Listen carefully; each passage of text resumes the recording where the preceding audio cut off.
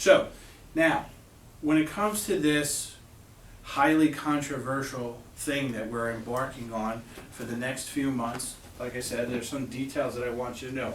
My personal experience, first let me back up one step. As a doctor of chiropractic, I have to do like a little disclaimer. It is not within my scope of practice to tell you you should or should not get a flu shot. It's just, that's medicine. Medical doctors are in charge of all of your injections, and they're the ones that are supposed to make those decisions for you. What I will give you is some facts and some things to consider to try and make a healthy and intelligent decision as we go into flu season, as well as some things you can do to help to try and prevent it naturally. Okay? Make sense? Good? Okay. So, if you ask me, should I get the flu shot, I'm not going to answer. My personal experience, that being said, about 17 years ago, I had not gotten a flu shot in many, many, many years.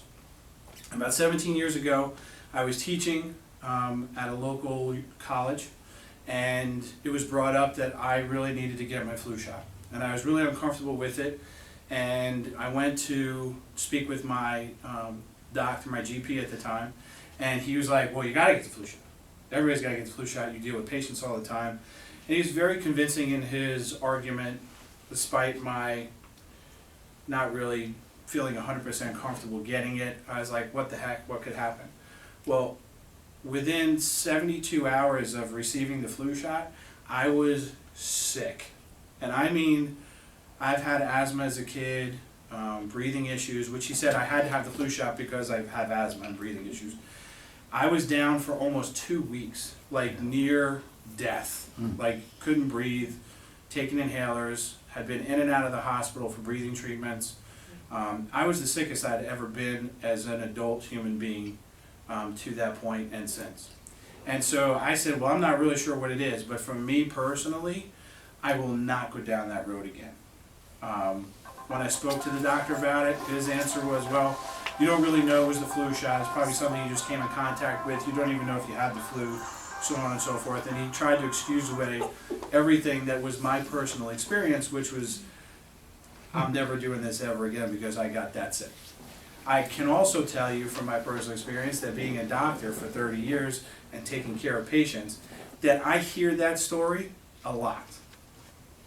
That there's some correlation between the flu shot and within 72 hours people getting really sick with something that is so-called not the flu, according to the doctors when you go back and get tested. So, have to say that that's my opening personal experience. So let's break it down. There's 3 things that I want to talk about, and the things that I do want to talk about with you this evening are incredibly complicated. I could do a good solid 18 to 20 hour conference in front of a group of doctors presenting material on the things that I'm trying to squeeze down to you guys in 30 minutes or thereabouts. So please understand that when I say the things that I'm saying, there's a tremendous amount of research, study, and understanding, and very, very deep, complicated scenarios that take place, and I'm trying to simplify it as much as I can. Number one, so that you can understand it, having not been in medical school or chiropractic college and learning all there is to know about the immune system, and all the advances from even when I was in school 30 years ago are incredible to just try and keep up with. So we're learning more all the time, but we still don't 100% understand everything. But I'm going to try and make it as simple as I can for you, and it's probably may even just make more questions, but like I said, we'll do those later, right? Number one, this is a very important fact. We have an immune system. Every one of us has one of these. This is important that you understand this. Does anybody have any questions about that? We understand, yes, can we all agree on this simple point that we have an immune system? We may have varying levels and degrees of the strength of our immune system. And we're going to talk a little bit more detail about that in just a little bit. Okay? Number two, the effectiveness of the flu shot, which is medicine's way of helping you not get the flu or decrease your chances of getting the flu this upcoming season. And there's some interesting things that you need to know about that. Number 3, what are the options that we have if we want to take responsibility for our own health? This is a big topic, and this is an important point. One of the biggest issues we have in all of healthcare is patients' inability to take responsibility for their health. And what I mean that is on the deepest, most hardest, straight line, we just don't do it. We don't want to exercise in general. I'm not saying that people in here don't exercise.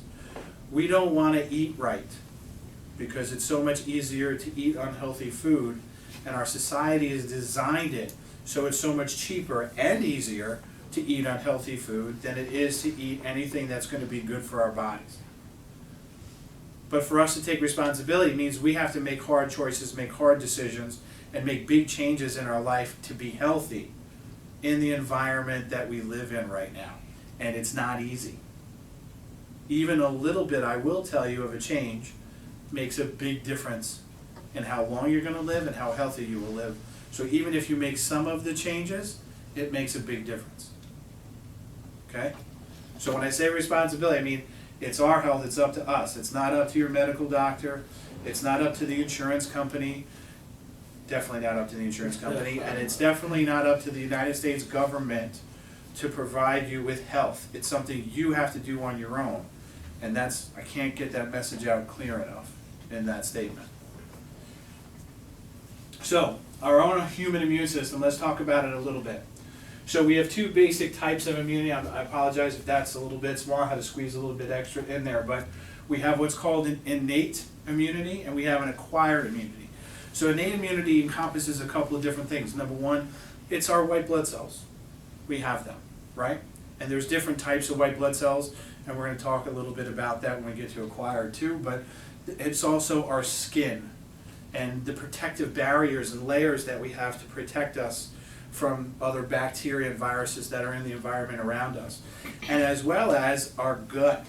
So we're learning more and more about this. So you see commercials for probiotics all the time, and eat more of this type of yogurt, and that's going to help you with your immune. The gut is hugely tied to our immune system, and having a healthy gut is really important, and most of us don't. So the majority of the public, the way we eat and the things that we do to our body and the stressful conditions that we live in beat up those healthy bacteria that are in our gut that help us digest food, but also help to trigger immunity inside of us. It also includes your nervous system. So your nervous system is a big trigger for your white blood cells. This is only within the last 10 to 15 years that science has gotten technologically advanced enough that we realize that your white blood cells actually brush along nerve endings in your gut and in your blood and in your lymphatic tissues to get stimulated to go attack something. Wow. So it's not just the blood cell itself that detects things. Once it has been detected, your brain then has the chemicals that say, hey, there's an infection, and then all the rest of those white blood cells then go by and get brushed up against, and those nerve endings trigger them to go attack. And they know there's an infection in your system, then they go after it. So the nervous system is a big player, which we only knew that, like I said, in the last decade or so that information's gotten to us. Acquired immunity is something a little different. So acquired immunity means, hey, we got these white blood cells, but every year there's bacteria and viruses in our environment, and they're trying to stay alive. And the way that they stay alive in our environment is by being able to mutate so that they can get into our bodies so they can live off of us. And so every year our immune system tries to adapt and change to the changes in the bacteria and the viruses. And every year the bacteria and the viruses try and change so that they can stay alive. And there's this balance, symbiosis. In fact, if we killed all the bacteria on the planet, we would die. Because we have more bacteria that's on our bodies and in our bodies than we actually have cells in our body. Think about that for a moment. And that bacteria is there protecting us from the environment around us and from the things we put inside of us. Imagine it like a protective barrier, right? So we can't kill everything. It would be bad. So there's arguments all the time, Cloroxing everything and bleaching and killing everything. Is that really making the environment safer for us, or are we actually getting sicker by using all that stuff? So there's arguments constantly pro and against that. So in the acquired immunity, we have a couple of cells that I want to talk about. We have killer cells, which guess what they do? They go kill stuff that's not supposed to be there. Killer cells are really important to us because they protect us from all different types of toxins that we ingest and things that we get into the system that's not supposed to be there. They also go in there and attack bacteria cells. There are also different types of them that are responsible, that are not killer cells, but they're different type of lymphocytes that are inside that will release chemicals that will affect the viruses, right, which is more what the flu is, a virus, not a bacteria. But just so you understand the immune system, I'm going through this a little bit with you. But we have the other B cells that do that. Memory cells are important because anytime a foreign invader gets into our body and gets us so-called sick, whether we have symptoms or not, sometimes we just get exposed to stuff and our bodies fight things off. And this time of year, it's very common for patients to say, well, I'm just tired. I just feel run down. Like, I don't know what it is. And there could be a lot of factors involved with that. But a lot of times, you're just fighting something off and your body just needs a little extra rest because it's in doing battle with something. You just don't have a runny nose and a cough and a fever and all that stuff because it hasn't gotten to that point. Does that make sense? Mm-hmm. So we get these like, man, I just feel like I need to go to bed early. Listen to your body and do it, right? Don't just drink another cup of coffee because you're probably going to weaken your body and be sick tomorrow, right? Push it. Just listen. So memory cells are important because every time we get an infection, no matter what type of infection it is, they store the memory of that infection. Once your body gets sick and goes through the process and figures out how to defeat it, they now hold on to that code and know how to defeat it. So if you come in contact with it ever again, you're probably not going to get sick from it. Those cells know exactly how to respond and how to attack it, get it out before it gets to the point where it divides and multiplies enough in your system to get you sick. Does that make sense? In order for that to happen, there is what's called the lag phase. Meaning the lag phase is the time from when you first get exposed to a bacteria or virus to the time it figures out how to kill it. And many times that may be 3 days, it could be as much as a week for your immune system to figure out, hey, what are we doing with this guy? He don't belong here, we gotta get him out of here. And they all get together and they think about it. Then next thing you know, they kill it, and that's it. It's, oh, that's it, Joe figured it out. Joe, the B lymphocyte, got it, so we just, and then we got that memory, and then that memory cells store that information and keep it. Memory cells last in our body a good 50, 60 years at least before they start to diminish in number. Meaning as we age, if we've been sick from something when we're young, by the time we hit our 60s, our immune systems start to fade a little bit. They're not as powerful, not as strong as they once were before. Did you get him? He was flying around me a second ago, sorry. Nope. All right, you might come back to me. You guys, it'll be on tape. I'll be like, see, he's not listening to that guy. So am I making sense so far? Okay, an understanding, please. This is such a complicated process, and we've got so much technology and understand so much about the immune system that if you start reading about this stuff, I mean, there's books like this thick on just these couple of things, right? So, genetically passed on information that strengthens our immunity over time does not come from a flu shot. It only can happen if you're exposed to something naturally. So, the way the human body is designed is that we get this information, we get this stuff, we store it in our memory cells, it becomes part of our genetic information. So when we have kids, we pass that genetic information on to our children, so it's very difficult for our children to then get sick from something that our parents got sick from once they learned how to beat it before. Pretty intelligent system, the human body, yes? Here's the problem. What we're doing with some vaccinating and shooting and shots is that we're creating an environment in our bodies that helps prevent us potentially, the belief system is, from getting sick with these diseases that are in our environment, but we never pass that information on to our kids.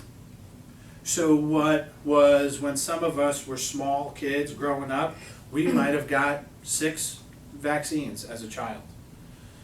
Well, now they're up to close to 86. Wow. If you count all the doses and everything that the doctors would recommend for a child to get. So, because we're not passing that genetic information on, we're relying on the shot to produce the information to the immune system. So we just have to keep, every time these things are advancing and changing in our environment, we have to come up with more shots.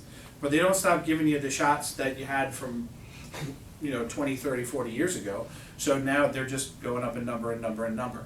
So the question becomes, when does the shot itself start to cause a problem?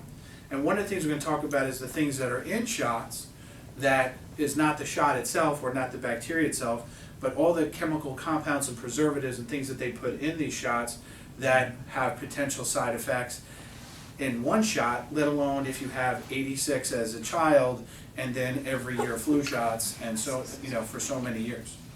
Are you with me? Okay. So, white blood cells, the killer cells will go in and they'll engulf, and they'll see things that don't belong there, so they may wrap around it. Like, you remember, anybody play Pac-Man when you're a kid?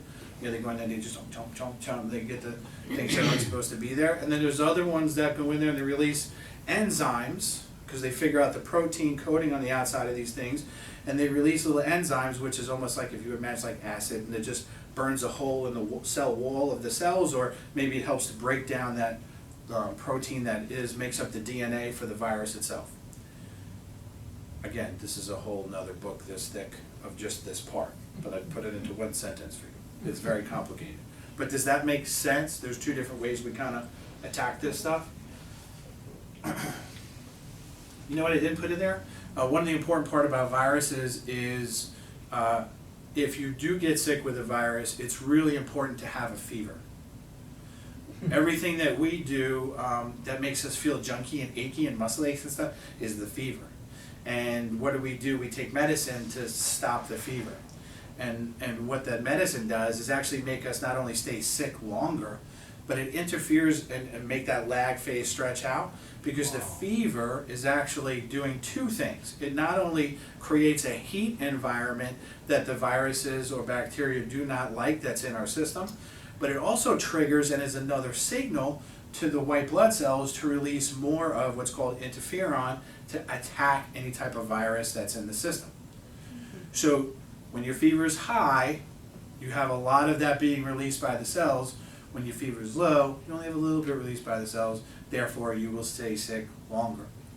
Again, a huge oversimplification of a very complicated process, but understand, if you got a kid, it's okay for some young children to have 105, 106. As an adult, 105, 106, you don't even know what planet you're on.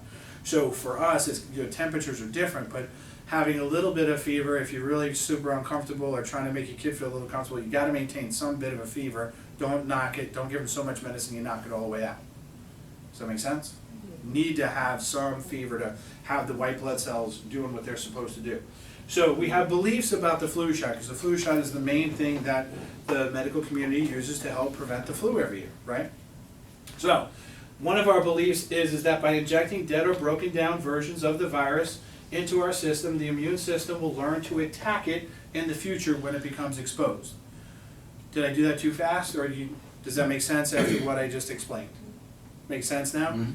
So sometimes it's dead, and sometimes it's not totally dead. It's just they break it down into kind of little pieces. So it's not a whole virus, it's just bits and pieces of a virus, in the hopes that it'll still trigger your immune system to fight it off when it becomes in contact with it. Does that make sense? Yeah. Okay. Next thing. We believe that each year scientists will be able to guess what version of the flu will come out next year. So what they're doing is they're saying that, hey, for the last couple of years, this is the way the virus has gone, so what we're going to do is we're going to let's make this version of virus in a lab, and then we'll break it down, and then we'll give it to patients, or we'll kill it, and we'll give it to people, and we'll shoot it into their system. Hold on to that thought. We're going to talk about that more in a little bit. Next, we believe everything our medical doctors, media, and government are telling us is true. Just saying.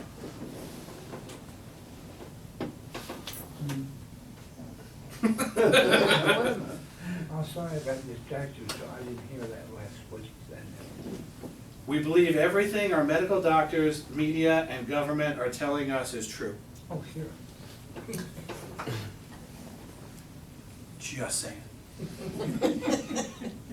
From what I heard from patients today, and I'm not saying this to get into any political conversation with anybody about anything, because I won't do it, but depending on which TV channel you're watching today, or this guy who's trying to get appointed or whatever is either the most horrible person ever on the planet, or he's being so wrongly accused and everybody feels sorry for him. So it all depends on which TV channel you're watching. You understand what I'm saying? So the accuracy of information anymore is so distorted and so diluted, and it depends on the agenda of the person giving you the information has to be more taken into consideration than the actual information itself. And in putting this presentation together, I will tell you that I have quotes from the CDC, right? Does everybody know what CDC stands for? Center for Disease Control. And in those quotes, I will show you information, and then they will make a statement saying no matter what this says, you should get the flu shot anyway. Okay? Anyway, I'll let you make your own opinions. So, here's some facts, not beliefs. So, the facts. Number one, the CDC reported in 2017 to 18, last year, that the flu shot was estimated, I put in quotes, that's very important, I don't know how they estimate it, that to be 36% effective last year, and they considered that a huge success. Yeah. I'll tell you why in a minute. 36% effective here in the United States. My question is, what happened to the other 64%? Does that mean 64% of the people who got a flu shot last year got sick? I will tell you, last year I saw more sick patients that had gotten the flu shot than I'd ever seen in 30 years as a doctor. I've never seen it like last year. Then they taught it a 36% effectiveness rate. Interesting. So more interesting is that Canada and Australia, Canada showed a 20% effectiveness, that's what they reported. Australia, and I'll tell you why this is important, 10%. So Australia said they had a 10% effectiveness, it's the same flu shot, right? But these countries reported completely different numbers and statistics. So it's hard to understand what the heck they're doing in Australia that made it be so ineffective. Or Canada, for that matter. So, it's important because Australia is ahead of us, not just timeline-wise, but they're ahead of us in their flu season period. So everybody gets the flu shot in Australia long before we get the flu shot in the United States, and they start to accumulate data from how it's working there first. So even though they were reporting a 10% effectiveness, did we see any less commercials? Did we see any less walking into your drugstore and getting your free shot and marketing and advertising and any of that stuff? No. It's curious. Is anybody curious? Does that make you think? Sure. It's curious. So, Australia is also banning the flu shot for kids under the age of 5 due to the severity of the side effects that they're seeing in young children when they get the flu shot. In the United States, 6 months, they want you to start getting the flu shot. Wow. So, I thought that to be interesting. Yeah. Simple math. It is estimated by the CDC that somewhere between 5 and 20% of the population will get the flu each year, while many others will get sick, but most of those are not the flu. There's actually a condition called, and I'm going to mess it up, it's basically a condition where you get all the symptoms of the flu, but you don't have the flu. It's basically that's actually the name of it, how they made it sound, and I'm blanking on the name, I apologize, but It's like ILI or something. It's really like the flu, but not really the flu. I'm blanking, I apologize. But, so, that's from the CDC. So 5 to 20% of the population is going to get the flu, and 36% of the people were considered somehow effective by some type of estimate that they used, and 64% of the people somehow got the flu when they got the flu shot, or were ineffectively helped by the flu. Do those numbers look a little weird to you?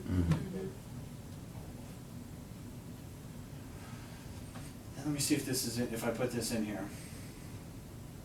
So flu shots are not completely safe. Let me go back a second. We'll talk about that for a second. There's one other stat I want to tell you.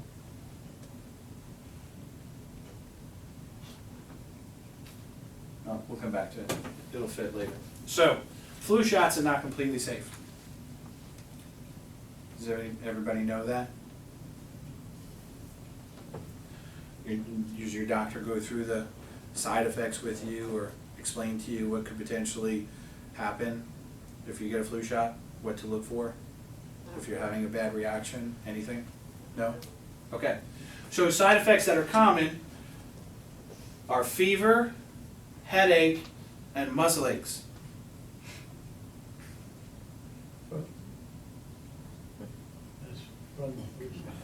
What does that sound like? Flu. No weird? Amazing. That's the most common side effects of a flu shot.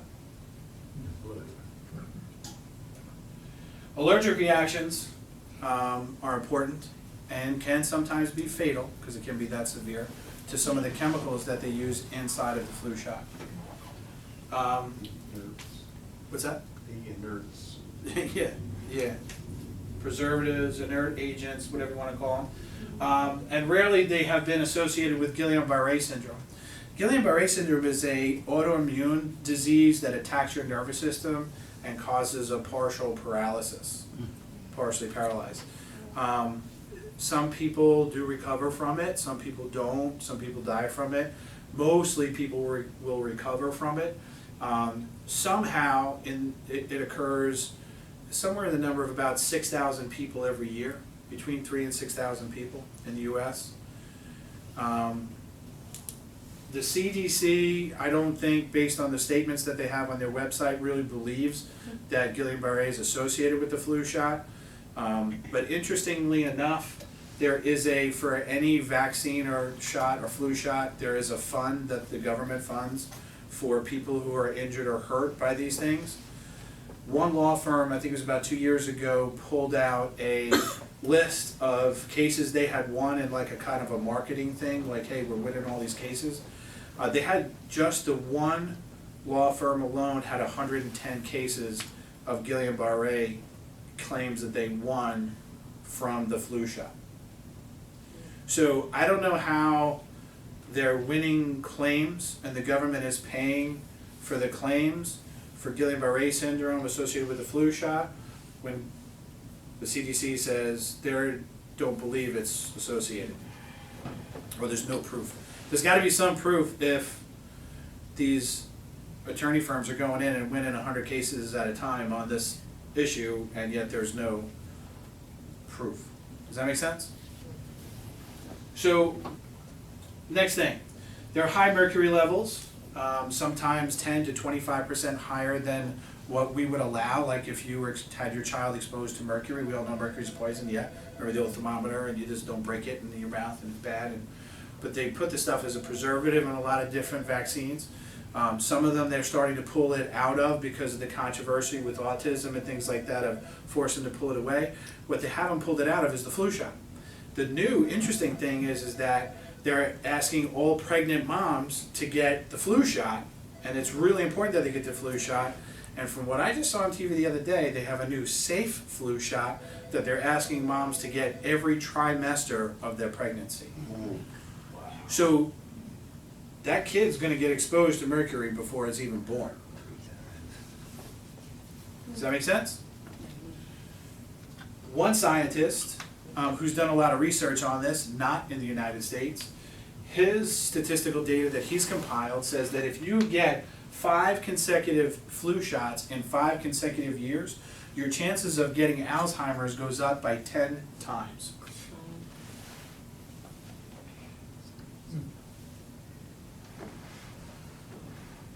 Just facts. There have been a huge, I won't say huge, there has been an increase in heart attacks within 2 weeks, cardiovascular events, of receiving the flu shot. They've got this kind of isolated down to the shots causing inflammation to your artery walls after you get them. So there's a correlation to that too. And many people report, as I mentioned before, getting sickest they've ever been after getting the flu shot. So the argument becomes twofold. Do we take the flu shot that has this, that we have this belief that by exposing our immune systems to this dead version or modified version, mixed in a cocktail of chemicals, we have the pamphlet, by the way, if anybody wants it. I can spend way too much time going through every single thing that's in a flu shot. Every single company has their own patent, so the information and levels of each thing we're not allowed to know, but we are allowed to know what's in it. So that stuff is there for you. There's a pamphlet off to the side. I think we have more even up at the front if we don't have enough there, but what's in a flu shot, great pamphlet, great read. Some of the stuff is actually in there because it's just facts, right? It's information. Some of the stuff you can just Google, and I'll talk to you about websites and things like that if you want to look some stuff up for yourself. Just take me out of it, okay? So it's there. What you can do. And I say this because, to me, this is the most important part. You have a little bit of information, right? What can you do? If you decide to get the flu shot or not, it's up to you. But I want you to know this information. Number one, you have an immune system. Did I mention? I don't know if I mentioned that at all this evening. Did I bring that up? I was supposed to bring that up in the beginning. I don't know if it. We have an immune system. Number two, whether you choose to get the flu shot or not, you should do the following things to help strengthen your body to decrease your chances of getting the flu. So that means if you believe I'm getting the flu shot, your doctor talks you into it, I don't care, whatever you do, these things you need to do anyway. Okay? Number one, we need to decrease our sugar intake. Oh, by the way, this is really important. When does flu season start? Yesterday. You're right. Yesterday. Huh? Yesterday. Yeah, I think it's like daylight savings is coming, fall kicks in, and then flu season. It's like right in the middle of fall and daylight savings. So what starts to happen this time of year? It starts to get colder. It gets a little colder. What else? Trick or treat. Oh, what do we do when we trick or treat? What do we eat? Sugar. What else? It's a good one. I didn't even think about that one. It's great. Your level of vitamin D. The level of vitamin D3 Exactly. specifically goes down Right. because we have less sun exposure. Wow. Because we don't get it that much during the day. Because it's darker longer. It's cloudier more often. Not to mention a whole bunch of it just work indoors and don't probably have any D3 in our bodies anyway, or very little of it, right? To start off with, even in the summertime. Oh yeah, holiday eating season. Holiday stress. You know, with the holidays and all, how many holiday parties do you get to go to every year? Where you do things you probably shouldn't have done and drink what you shouldn't have drank and eat what you shouldn't have eaten. Sometimes 2 in a week. Depends on how many you get invited to or how many friends you got. So we got to decrease our sugar intake because sugar causes inflammation. Inflammation decreases our immune system and makes it harder for the immune system to function effectively. Exercise is really important because exercise boosts our immune system and makes our immune system stronger. All our research studies show that. Really intense exercise will actually make your immune system dip for a little bit because it's stressful if you want to exercise intensely this time of year. So I don't recommend that. I recommend that you maintain a pretty healthy, mild to moderate level of exercise through the winter because you don't always have as much energy this time of year, again, because your D3 levels are down. But exercise is really important. because we start to get a little sleepier, a little more tired. It's only natural. People tend to exercise less. And we get really busy with the holidays and all, right? It's hibernation season. Hibernation. Yeah, I saw my first black bear last weekend. Woo! That was exciting. I'll tell you about it later. All right, supplement with vitamin D3. People who maintain healthy levels between 50 and 70 units of it in the blood, which is very difficult for many people to do, especially in the wintertime, hardly ever get the flu. Just saying. Next thing, maintain regular sleep patterns and keep stress at a minimum. It's hard to do with the holidays and all. Going to holiday parties and staying up late, watching your favorite holiday movies. But it's really important to keep your stress as low as possible. We are creatures of habit. We need that consistent, go to bed, wake up, go to bed, wake up. When you do that on a consistent basis, you wake up before your alarm clock. When you change when you go to sleep every night, you need snooze, snooze, snooze. You can't get up, right? Because you're messing with your pattern. We want as little stress as possible. And my all-time favorite, number one thing, get adjusted regularly. Can anybody guess why? Because I mentioned it earlier. The white blood cells need to hit those nerve endings. We don't want irritated nerve endings that can't trigger those messages or can't get those messages conveyed to those white blood cells. So when you get an adjustment, up to 36 to 48 hours after your adjustment, your immune system is on high alert. All those blood cells are brushing up against those nerves that are being affected.